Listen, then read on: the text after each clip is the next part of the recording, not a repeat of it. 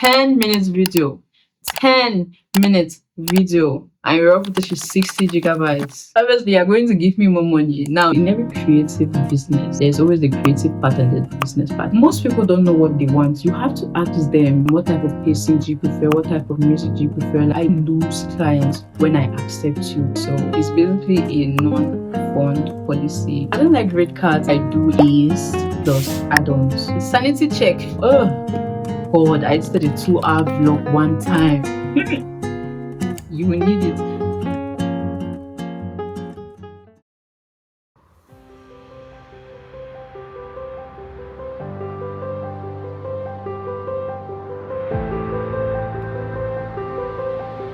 Hi, welcome to my YouTube channel. My name is Pride and I'm just a girl living. If you're new here, welcome. And if it's not your first time here, hi, hello.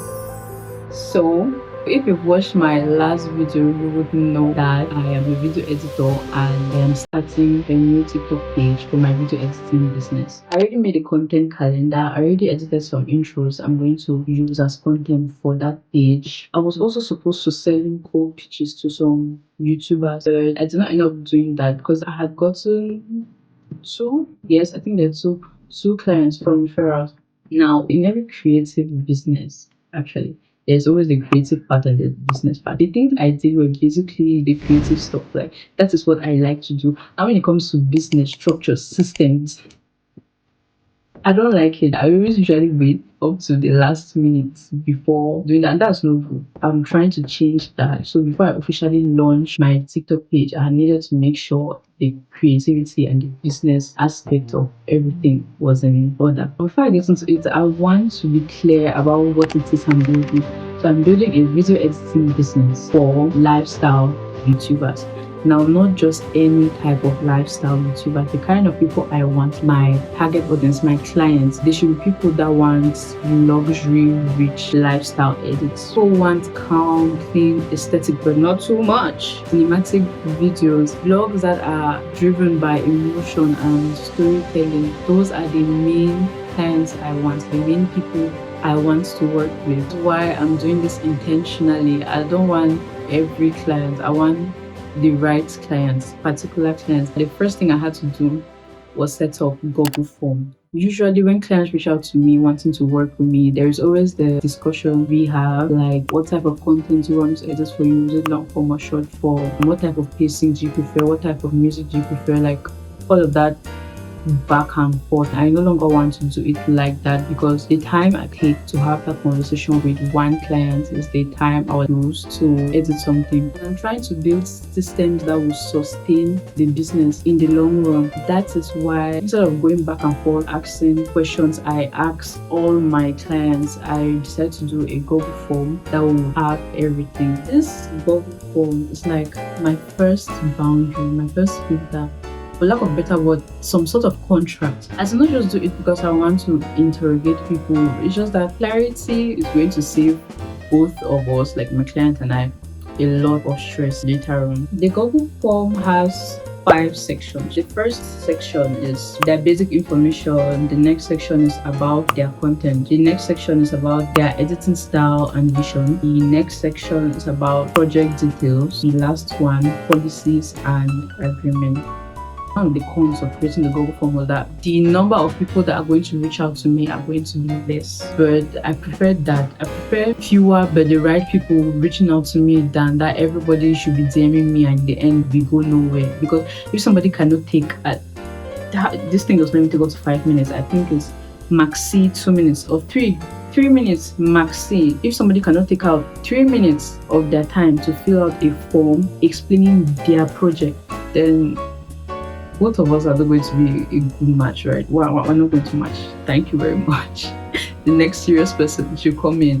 When I was making this form, I had to consider the fact that people that have never been YouTubers before, people that don't know anything about vlogging, about using the camera, people that have never worked with an editor before, they might want to fill out the form. I had to keep in mind that not everybody is well versed with the terms that I use in the creative industry. So the way I wrote down the questions and some of the points was in a way that anybody can read and understand what I'm trying to say.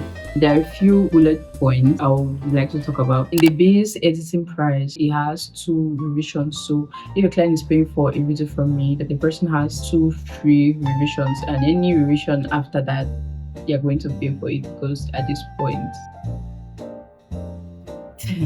personally, I've not had trouble with clients concerning revision because I always deliver. But that's because I'm actually able to talk to the client and ask specific questions, right? Because most people don't know what they want. You have to ask them if this is what they want. What other thing can I share? Oh, payment. Usually clients pay 70% upfront and then 30% after the final delivery, not after the first draft. Like when we are both sure that okay, this is the final video, clients send the rest of the 30%. That's what I've always used. So this time I did not change it because that's working for me pretty well. Now, refund and cancellation. If you've already sent the raw files to me and I've already downloaded the raw files, I'm not going to refund the 70%. So it's basically a non-refund policy. But I had to explain because I'm fair. If you sent me videos and I've not yet downloaded the raw files, obviously I'm going to send you a refund. Although it's not going to be the complete 70%, because when somebody replies the form, I book my time where I'm going to fit you. This I'm going to use to edit your particular video. Now, by the time I receive your money, I'm already canceling other clients. So for you to just come and cancel just like that, what if the other client has already found an editor or no longer wants to work with me? Because stuff like that. I basically lose clients when I accept you. So I'm not going to be giving you a complete refund. Even if I've not downloaded the raw files, then we're probably going to talk about it. It just depends. I think that's the only gray area in my policies. Now, there is also a delivery commitment and accountability. Obviously, it will not be fair if my policies are only protecting me and none of them are protecting my clients. So I have a policy that says I, the editor, commit to delivering your videos within the agreed upon time. If for any reason I fail to deliver on time and fail to communicate promptly, the remaining of the 30% will be reduced to 20%. So you see, in a way, it's also going to keep me accountable because obviously I want the complete money, right? So it's going to make me want to work like chop, chop, chop, chop, chop. I think that's the only section I'm going to expatiate on because the rest of the sections are really self-explanatory. Now, pricing. I don't like red cards. It's like flat pricing that actually ignores reality because editing a calm aesthetic video is different from editing a fast-paced video like a reality TV video. You can edit a 10-minute video that is light work for you, and you can edit a 10-minute video that is way exhausting. So whenever I see people red cards, I'm like, how do you factor in all of this? There are a lot of variables. There's the video length, there's the raw footage, there's the editing style, there is the deadline, there's the revision. So I'm going to tell you what I do, what I've always done, but it's more structured now. I do is plus add-ons. So the base is like having a standard project. Standard project for me, editing style is either calm and soft or clean and minimal. The pacing of the video is normal. The raw footage is less than 5 gigabytes or times 2 the length of the final video. The turnaround time is normal, nothing too crazy. 2 revisions. Now, the base price varies based on the length of the video. Some editors do 10 to 30 minutes, 30 to 60 minutes, and then 60 minutes plus, right? Some people set their base price per minute, given the person that I am. And the way my brain functions, I set from 1 to 5 minutes, from 6 to 12 minutes, from 13 to 20 minutes, from 21 to 30 minutes, 31 to 42 minutes, 43 to 52, 53 to 62, and then 63 plus, right? Depending. Now, God, I did a 2-hour vlog one time. I was like, people really watch. That was the last time. If I'm editing a 2-hour vlog again, just know that that person is paying me really well. But I've done the base, right? The add-ons. There's the editing style, the raw footage load, the turnaround speed, and sanity check. You will need it. All of these things will just depend on you. You have to set what you consider standard, what you consider elevated, what you consider premium, according to you, how you edit. For me, Raw footage. Any raw footage that is more than 5G, a person is paying extra for it.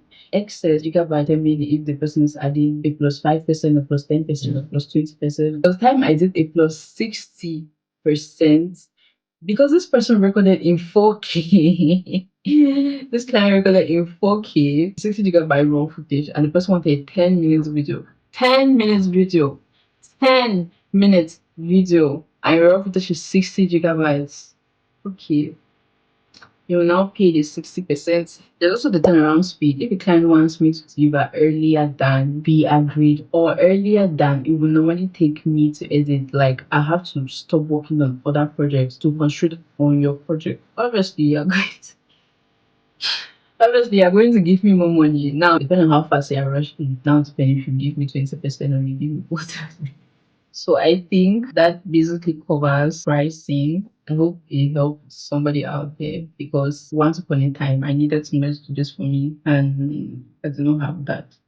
About receiving international payments, I did some research. I called friends of mine in different parts of the world to ask what their preferred mode of payment is there. From all of that, the app I settled on using is Remitly. It's pretty convenient. The money comes to your bank account directly. There's no and the sender does not really need to stress. The remitly rates are actually they're nice. This video is really not about being perfect or having everything or that because I certainly do not. There are a lot of things that I will adjust, I will refine as time goes on. But like I said in my previous video, I am no longer going to be waiting for everything to be perfect for me to know or find clarity in motion. I was really just being intentional about growth and setting up systems and structures. If you made this part of the video, thank you very much for watching and I'm going to see you in my next video. I don't like red cards. I don't like red cards. Was it flat pricing that actually at this point in time, that thing is no longer in focus because usually there is social support.